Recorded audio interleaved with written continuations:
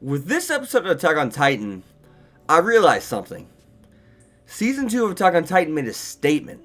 It said, hey, Spring 2017 anime, you're not as good as me. And that's because you can't be. And I'm happy this didn't come out last year. Because this and ReZero, I really would have had, it would have been conflicting picking one or the other, which one was my favorite. Because Attack on Titan's always been that show. It's definitely been in my top 5. It's probably been in the latter part of it, like 4th, 5th. But this even goes beyond last season so far. The writing and how they set up everything is so good. Even the details, like one where Mikasa jumped in and attacked Bertolt and Reiner and tried to kill them before they actually turned into Titans. The music, whenever they turned into Titans, the music, the animation, the art, it was amazing. But now, actually jumping into the actual episode, I want to list 2 things really quick before we really dive into it. And the fact that, one, Eren seems way more mature of a person. We see him reflect, because he thinks back 12 hours earlier when they were talking to one another in a meeting room, saying, hey, the things add up. Reiner and Bertolt are from where Annie lives. And it seems as if, how did Annie know to attack the right wing, but then all of a sudden go to the center? How did she know Eren would be located there? And we see that whenever she actually looked like she's going to kill Reiner, it seems as if Reiner actually engraved something into her hand, or something. So who knows? Maybe he engraved north to go north or to go east, west. Who knows? But to see Eren reflect on that, it made me happy. It made me so happy. It's just it's about time he's finally he's finally maturing. He's finally being a character that's not just let's scream and fight. And we see, I love whenever Reiner actually grabbed him after he turned into a Titan and he's jumping down the wall and or scaling down the wall with Eren in his hand. We see Eren cry. And he's, then immediately we get the flashbacks of them hanging together. And then, it kind of hurts me in a sense. Because I really like Reiner. And you can tell he's a good guy because he even has the inner conflict this episode. And we see that he's on a mission. He's like, if I knew there were people like this, maybe I wouldn't turn out to be such a half-assed person. Or a half-assed piece of shit it was. And we see that he's really facing some inner conflict too. He's regretting this. Now he's like, we were made to do a mission, we're going to fall through with it. And Bertholt's like, right here, right now? He's like, yes, we're finishing this right here, right now.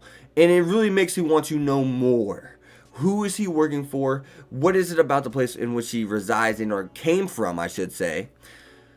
And is he truly going to be a bad person throughout this show? Is he going down here? I mean, where was he going to take Eren? Because he says, if you come with us right now, we will not have to destroy any more walls. Our main mission was to, destroy humanity.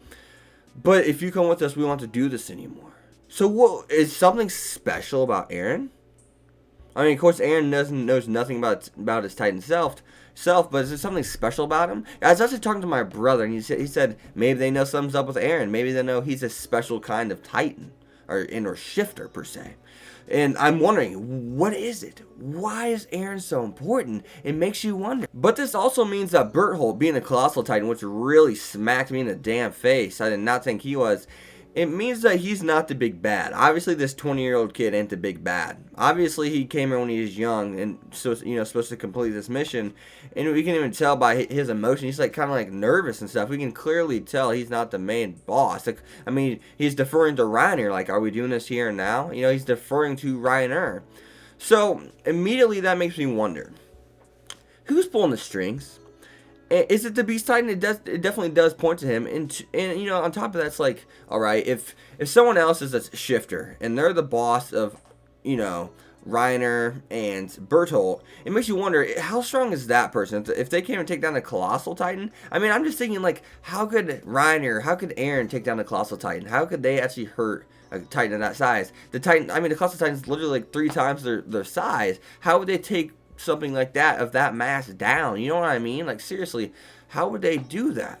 I just don't understand. And if they defer to someone, not only because they respect them, but because how strong they are, it really makes you wonder. It's how strong is that person? And if the person is the Beast Titan, how strong is the Beast Titan?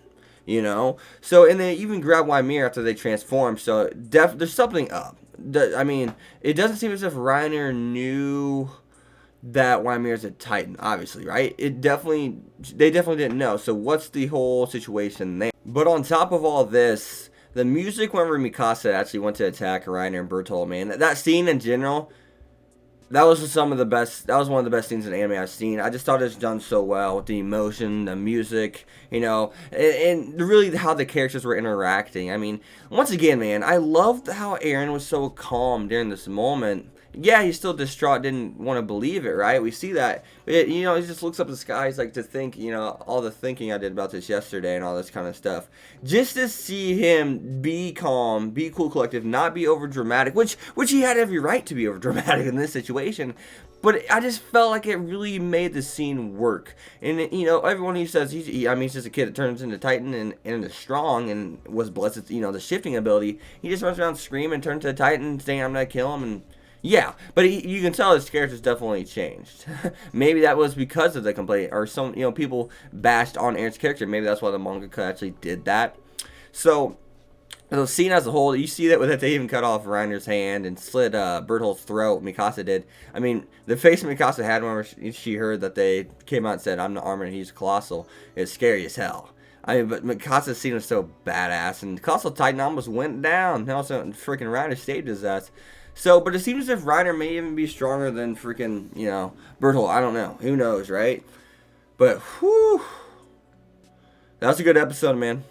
I mean, that's going to be hard to beat. I mean, this, a lot of people are like, well, there wasn't much action. What about when the Beast Titan showed up? Or, not even then, what about whenever White Mare turned into a Titan? That was action-packed and stuff like that. Yeah, and it was very well done, too.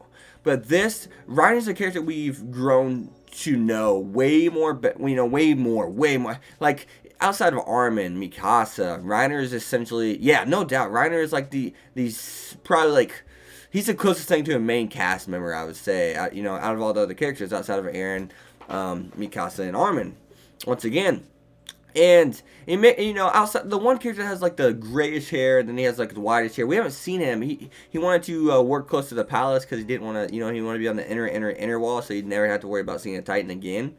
We haven't seen him in a while, and he was the other character that really got quite a bit of screen time in Season 1. But, Reiner, it just makes Reiner's character so much, it makes it all more impactful because of Reiner, who Reiner is. And he seems like a really interesting character. I mean, he doesn't seem, he is, After we see that inner conflict that he's having with himself when he's talking to himself, we clearly see that, we clearly know that he's having an inner conflict. So I'm dying to know more. I love the episode. This episode's going to be hard to beat. This is going to be a hard-ass episode to beat. Next episode would probably be even harder to beat, which is, I'm getting a ReZero effect where, oh my god, episode 15, oh my god, episode 17, oh my god, episode 18, episode 22. How does it keep getting better?